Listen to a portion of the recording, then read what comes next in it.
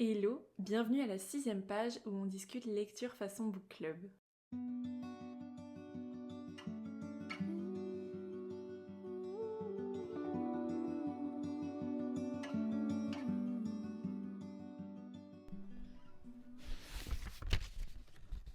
L'hiver et moi, c'est compliqué.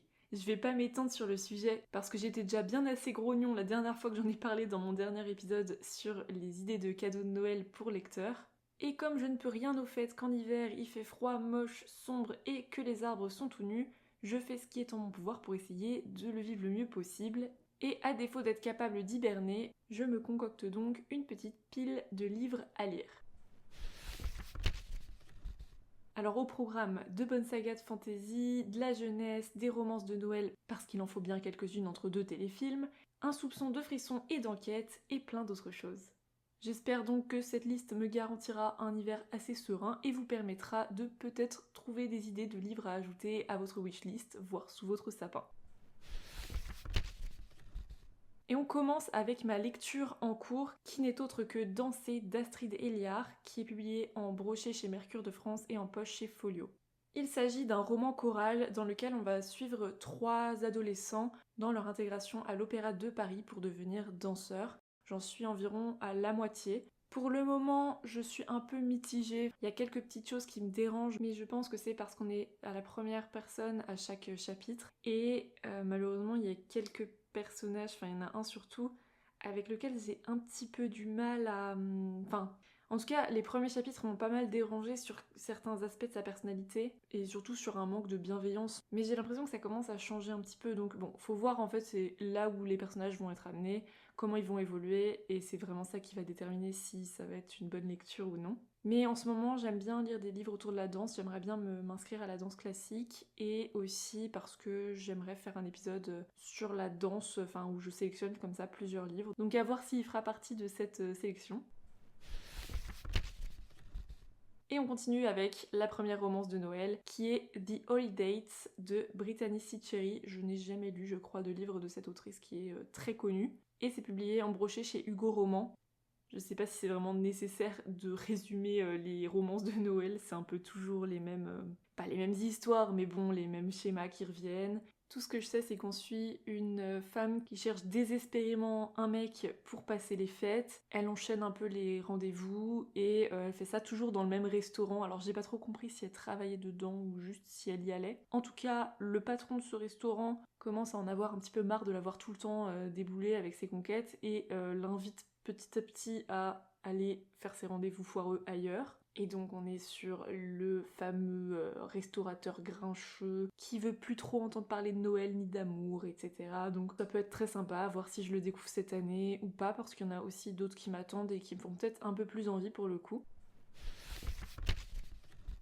Un livre qui doit être dans ma pile à lire depuis au moins 1 an, 2 ans, et que je repousse, je ne sais pas trop pourquoi. C'est Grand Passage de Stéphanie Leclerc, publié en brochet chez Cyrus Jeunesse, dont le résumé nous dit « Loris vit heureux à Grand Passage, au bord de l'autoroute où sa mère travaille. Pourtant, depuis l'enfance, il perçoit des phénomènes étranges. Autour de lui, des animaux morts s'animent. Un beau jour, c'est le fantôme de son grand-père qui vient lui parler. Peu après, son ami Lali disparaît subitement. L'effroi s'abat sur la vallée lorsque son corps est retrouvé près de l'autoroute. Tandis que la communauté de Grand Passage se verrouille, Loris multiplie les rêves inquiétants. On nous parle d'un roman à l'ambiance envoûtante entre le polar et le conte fantastique, donc je pense que ça se prêtera pas trop mal à la saison. Bon alors là, je m'attaque à un monstre, à une saga que j'ai envie de lire depuis longtemps, dont j'ai essayé de lire le tome 1 il y a très longtemps. Je me demande si j'étais pas encore au lycée ou au tout début de mes études, et j'avoue que j'avais abandonné le tome 1, parce que je pense que j'en attendais tellement, j'avais une copine qui l'avait adoré, et je sais pas, ça a pas marché. Alors est-ce que c'était sur le moment, ou est-ce que c'est tout simplement que c'était pas fait pour moi, que ce soit la plume ou l'histoire? Je ne sais pas, mais j'aimerais vraiment retenter, parce que j'en entends trop de bien pour que je me dise que c'est pas si incroyable. Donc au moins réessayer ça. C'est La Passe Miroir de Christelle Davos. J'imagine que vous êtes beaucoup à l'avoir déjà lu. Mais pour information, il est publié en brochet chez Gallimard Jeunesse et en poche dans la collection Paul Fiction. Et Et on y suit Ophélie qui a des dons assez singuliers puisqu'elle peut lire dans le passé des objets, mais aussi traverser les miroirs. Elle vit à Anima, une arche, jusqu'au jour où on va la fiancer à Thorn, et la jeune fille va devoir quitter sa famille, la ville où elle vit, pour aller à la Citaciel, qui est la capitale. Et donc on entre dans un univers de complot, de dissimulation, de secrets, et Ophélie va venir s'imbriquer dans toutes ces machinations dont elle ne sait pas grand-chose, et puis par la suite j'imagine qu'on va en apprendre plus. Et donc c'est une saga en 4 tomes que j'ai vraiment trop hâte de découvrir. Ça je me dis vraiment c'est cet hiver qu'elle doit y passer. Ça fait un moment que j'ai très envie de découvrir les livres des collections Hurlevent. Donc je suivais Sarah qui est la créatrice de la maison d'édition bien avant qu'elle ne lance son business et je sais que c'est assez difficile en ce moment par rapport à la maison d'édition puisqu'elle a repris ses vlogs personnels aussi sur YouTube et donc elle nous parle un petit peu de tout ça. Et donc j'aimerais bien soutenir un petit peu aussi cette maison d'édition. Il y a énormément de titres qui me font envie. Je crois que celui qui me fait le plus envie c'est Prisonnière de l'hiver russe. Mais je l'ai pas encore mis dans cette sélection, je sais pas trop encore lequel je vais lire, vous verrez, il y en a un deuxième aussi un peu plus loin. Mais ici je vais vous parler du Cœur singulier de Millie Davis, écrit par S.I. Armond, donc qui est aussi la créatrice de la maison d'édition. Et donc il est publié uniquement en relié et aussi au format e-book. Et donc si vous voyez un petit peu les éditions Hurlevent, c'est vraiment de très beaux ouvrages, très qualitatifs. Donc j'ai vraiment trop hâte de me procurer un de leurs ouvrages. Je ne veux pas me lancer en sachant trop sur cette histoire. Je sais qu'on suit une écrivaine qui écrit une saga historique, mais qui a du mal à trouver le courage de décrire la suite. Elle a un fort syndrome de l'imposteur, elle réagit très mal aux critiques également. Et donc, comme tous les romans Hurlevent, on va être beaucoup sur de la fiction historique. J'ai l'impression qu'il y a aussi une bonne place à la romance ici.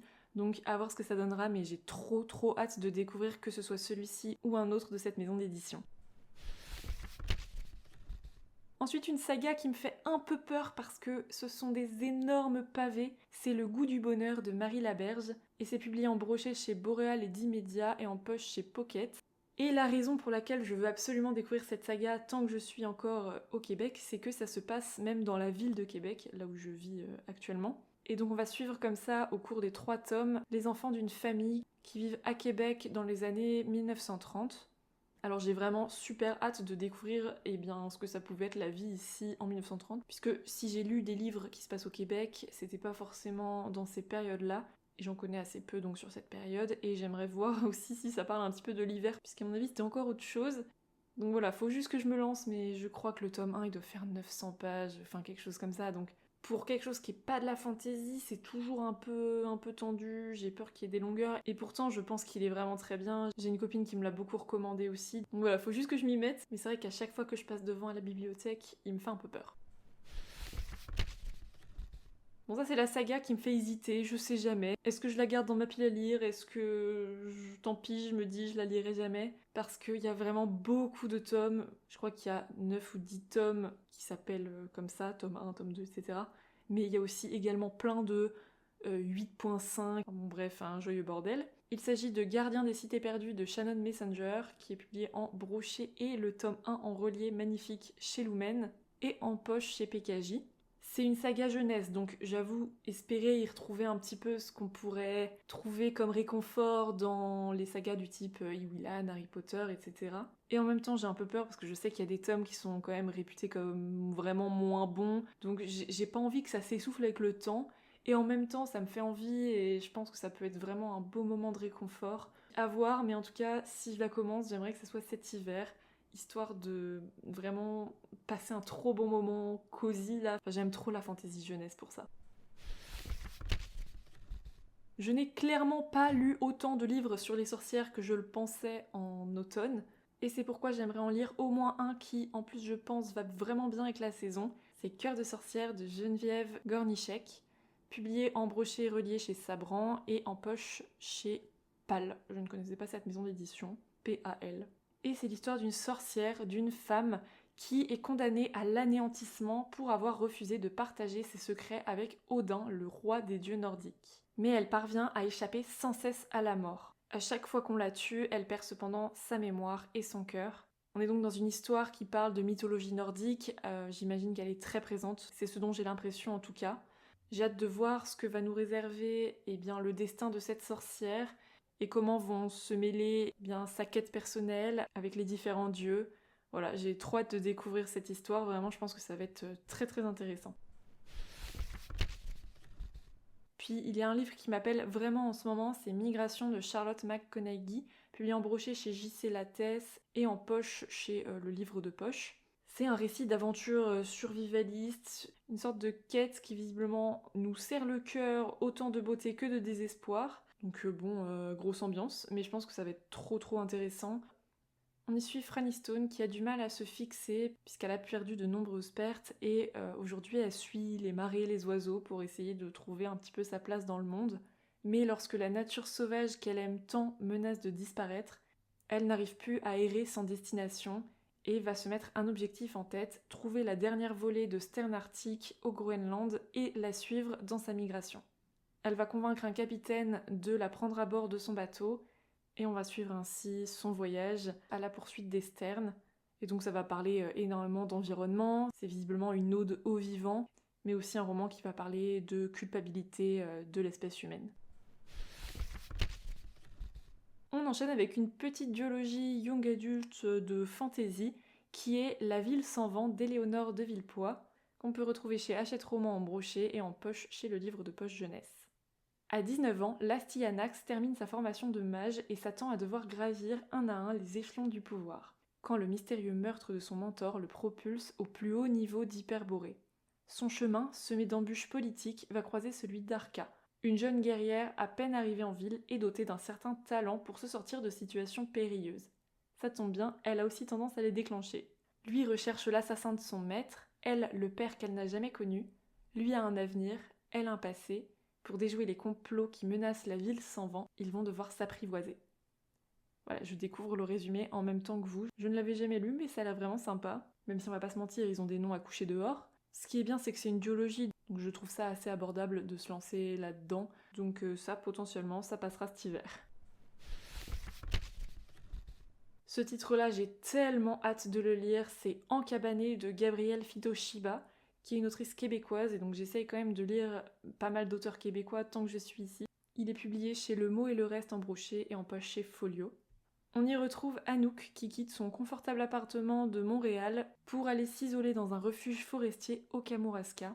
Elle va se retrouver loin de tout dans un hiver extrêmement rude et va nous livrer son récit sous forme de carnet de bord avec des listes, des dessins. Elle va chercher à apprivoiser son nouveau mode de vie, chasser sa peur, et puis écrire sur le papier toute la métamorphose qui s'opère en elle. Ça me donne trop envie, voilà, j'ai juste trop hâte de le découvrir. C'est un très court récit aussi, donc je pense que ça va être assez intense.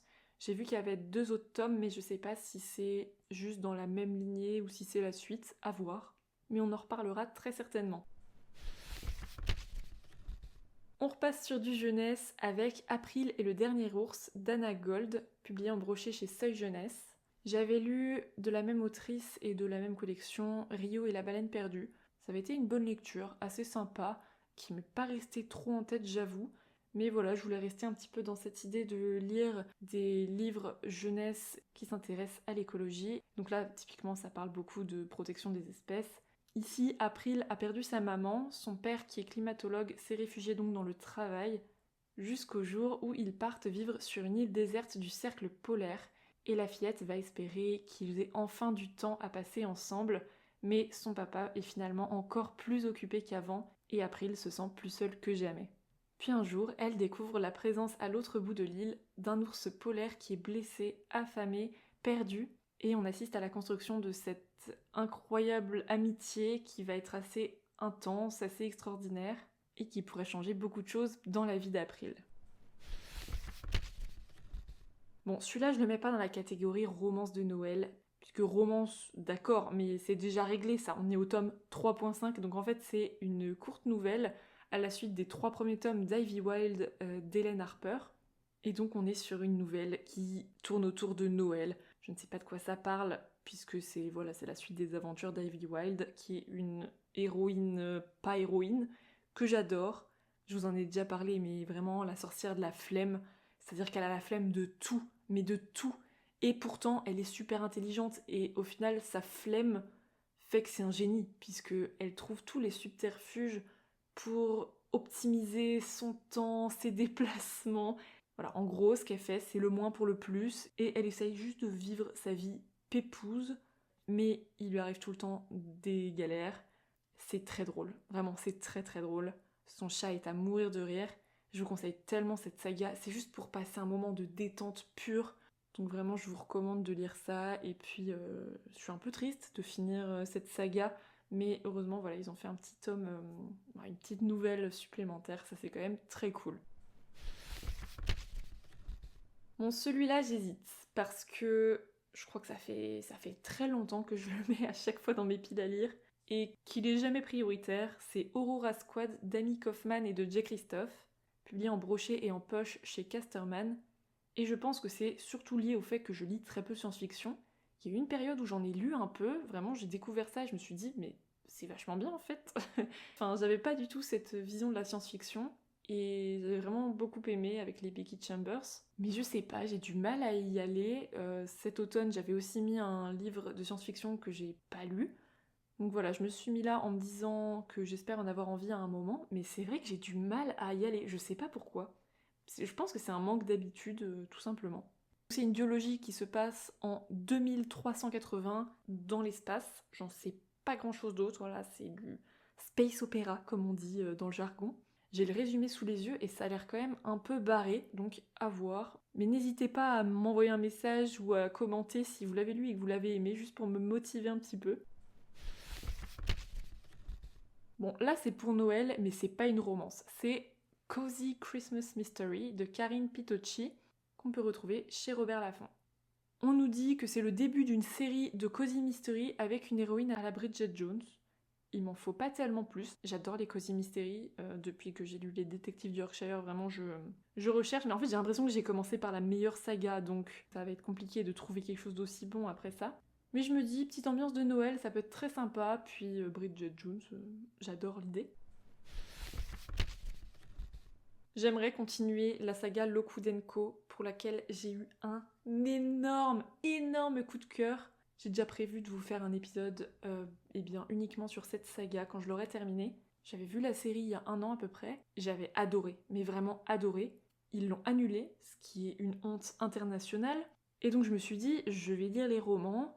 J'ai lu le 1, j'ai eu une panne de lecture parce que quand j'aime trop une saga comme ça, je me dis faut peut-être que je l'étale un peu dans le temps juste pour la savourer, enfin pour pas la quitter en fait. Résultat, ça m'a fait une panne de lecture parce que j'arrivais pas à retrouver un truc qui me donnait autant envie après, donc j'ai finalement enchaîné sur le tome 2.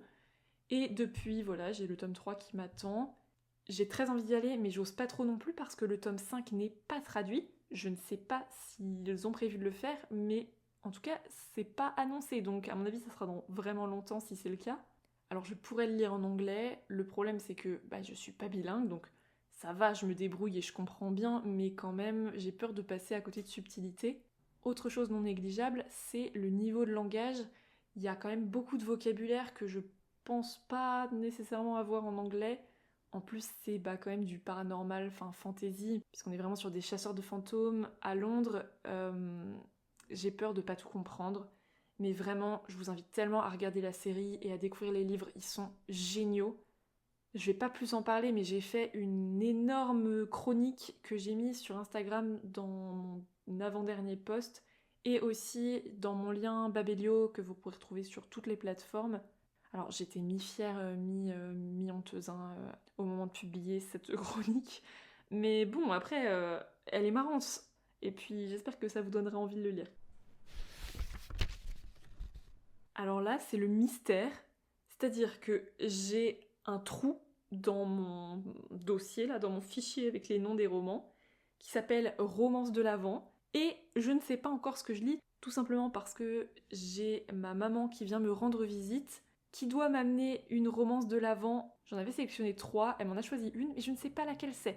Donc le concept, c'est un livre composé de 24 chapitres, on doit en lire un par jour, et surtout, on doit même détacher les pages une par jour, donc juste c'est en gros le bout des pages qui est attaché et on vient les ouvrir chaque jour du mois de décembre jusqu'à Noël. Bon, vous avez compris le principe du calendrier de l'Avent. Et donc je vais recevoir soit Bûche glacée et cœur fondant, qui est un livre d'Anne Langlois, soit un des 2 livres de l'Avent de Sophie Jomain, à savoir Un cœur pour Noël, qui était sorti l'année dernière et que je n'avais pas réussi à avoir, il était en rupture partout, ou bien celle qui est sortie cette année, qui est Secret Santa. J'ai trop hâte de savoir quel livre elle a choisi, et de toute façon je pense que je le partagerai sur Instagram dès que je l'aurai reçu. Donc potentiellement d'ailleurs vous le saurez sur Instagram bien avant que je poste cet épisode. Ça va être mon petit bonbon chaque jour, j'ai trop hâte. Et puis bon, j'avoue que j'ai pas fait l'impasse non plus sur le calendrier au chocolat. Le deuxième roman des éditions Hurlevent dont je vous parlais, c'est La Duchesse de Buckingham, écrit par Shannon Malka. Et on nous annonce entrer dans le Buckingham Palace de la reine Victoria aux côtés d'Helena Quincy, sa dame de compagnie, et défier l'ordre et les inégalités, parfois au prix de votre vie et de votre réputation. On est en Angleterre en 1941, et cette phrase me suffit à me donner tellement envie. J'ai vraiment, là, juste en relisant ça, je me dis, peut-être une de mes prochaines lectures quand même. Donc encore une fois, c'est souvent des fictions historiques qui sortent chez Hurlevent. Et vraiment, ça fait trop longtemps que j'ai envie de tester cette maison d'édition, enfin de lire un de leurs livres. Donc c'est peut-être bien celui-là avec lequel je vais me lancer. Et on enchaîne avec la dernière parution de Marie Pavlenko, à savoir Traverser les montagnes et venir naître ici, publié en brochet chez Les Escales. On nous parle d'un roman poignant, lumineux, qui raconte le deuil, la solidarité et l'espoir. Astrid a tout perdu. À 40 ans, plus rien ne la retient. Alors elle part. Elle achète sans l'avoir visitée une maison isolée dans la région montagneuse et sauvage du Mercantour. Parmi ses bagages, un carton marqué d'une croix rouge, ce qui lui reste de sa vie passée. Soraya a tout laissé derrière elle. Sa Syrie natale, sa famille, ses amis, son insouciance. Elle traverse la montagne pour rejoindre la frontière française en se cachant de la police. Dans son ventre, une vie qu'elle déteste grandit. 2 destins de femmes inoubliables, 2 douleurs indicibles qui se rencontrent et s'apprivoisent. Donc encore une bonne ambiance ici, ça a l'air magnifique, j'adore la plume de Marie Pavlenko, c'est une de mes autrices préférées, j'en ai déjà beaucoup parlé ici, et ça a l'air vraiment très touchant, je sens que je vais pleurer toutes les larmes de mon corps, mais vraiment il me fait très envie. Et on arrive déjà au dernier roman, que dis-je, à la dernière saga de cette sélection. Je me dis, si je le lis pas cet hiver, mon hiver est raté. Bon, on va pas réfléchir comme ça, mais c'est vrai. J'ai trop envie de les lire, et je sais pas pourquoi cette année-là, ça fait pourtant longtemps que je l'ai dans ma pile à lire, et cette année-là, il me parle. Il s'agit d'À la croisée des mondes de Philippe Pullman, publié en brochet, relié chez Gallimard Jeunesse et en poche chez Folio Junior. Faut savoir que je l'avais quand j'étais petite en format poche et je l'ai jamais lu. Je l'avais prêté à un copain et tout qui avait adoré et je sais pas pourquoi mais moi je l'ai pas lu. Et comme ça fait un moment que j'ai envie de me mettre au livre audio et que je sais que ceux-ci sont particulièrement qualitatifs, je me suis dit mais on va les faire se rencontrer, voilà. Mon test des livres audio, À la croisée des mondes, et puis c'est parti. Moi j'ai grandi avec le film qui franchement je sais pas ce qu'il vaut quand on a lu les romans. Je suis pas sûre que ça soit si incroyable, mais alors moi enfant j'ai adoré. On y suit la jeune Lyra qui est élevée dans le prestigieux Jordan College et qui suit sa petite vie comme ça avec son meilleur ami. Mais on entend de plus en plus parler de disparition d'enfants dans tout le pays, jusqu'au jour où cela arrive à son meilleur ami. C'est le début d'une quête pour Lyra qui va l'entraîner vers le Grand Nord. Et il se passe tellement de choses dans cette histoire, c'est vraiment fantastique, au sens littéral, et c'est vraiment trop chouette, vous avez compris. Dans cet univers, chaque personne a ce qu'on appelle un démon, c'est-à-dire un animal comme un favori qui va nous être attaché toute notre vie. Tant qu'on est encore enfant, nos démons changent de forme jusqu'à l'arrivée à l'âge adulte où ils se stabilisent. Il y a un univers assez complexe qui est créé autour de la poussière, qui est très lié à la magie. Enfin, c'est assez compliqué et justement j'ai hâte de pouvoir un petit peu mieux comprendre grâce au livre parce que c'est vrai que dans le film, bon on comprend mais c'est un peu complexe quand même. Donc voilà, ça j'ai tellement hâte de les découvrir. Je pense que ça va être tellement adapté à la saison, à l'hiver au Québec qui est blanc, disons-le. Donc j'ai vraiment qu'une envie, c'est de me plonger à fond dedans. Et je me dis, le format audio, soit je vais adorer, soit je vais détester, c'est assez certain. Mais je me dis, j'écoute beaucoup de podcasts, enfin, il y a quand même moyen que j'adhère avec le format. Mais voilà, ça va être un peu de la découverte. Ce qui est cool, c'est que je peux faire autre chose en même temps. Donc je me dis, c'est peut-être l'occasion de me remettre au tricot, ou je sais pas, ou juste en cuisinant, tout simplement. Et c'est fini pour ma sélection qui, je le sais déjà, s'étendra au fil des semaines, mais je pense avoir de quoi passer un hiver assez serein et intéressant avec toutes ces lectures. J'espère pouvoir en lire un maximum, puisque ces livres me font tous très envie. J'espère que vous aurez pu trouver quelques titres intéressants pour vous ou pour vos proches, parce qu'après tout, eh bien, c'est aussi la saison pour offrir des livres. Merci pour votre écoute et à très vite pour un nouveau chapitre.